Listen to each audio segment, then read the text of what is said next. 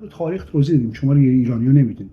در طول تاریخ هیچ وقت ایرانی‌ها رژیم رو عوض نکردن، هیچ وقت کودتا نکردن، هیچ وقت سلطانشون انتخاب نکردن، برای همین همیشه عقبن. بلکه همیشه سلطانشون انتخاب شده بدونه که مردم بفهمن، یا بعضی موقع مردم اقلیت فهمیدن که مثلا فلان شاه محمد رضا شاه از انگلیس اومد، چطور تو اون مدت نبوده، باباش رفت اینجوری شد. فهمیدن، کاری نتونستن بکنن. فهمیدن که مصدق رو دارن کودتا میکنن بلا سرش بیارن، ولی نفهمیدن که مصدق بهترین نیرویی بود برای تربیت شاه.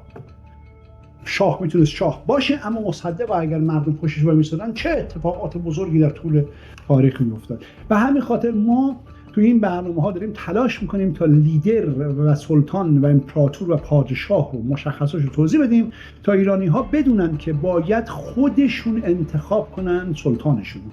اون وقت پیروز میشن و آن وقت موفق میشن.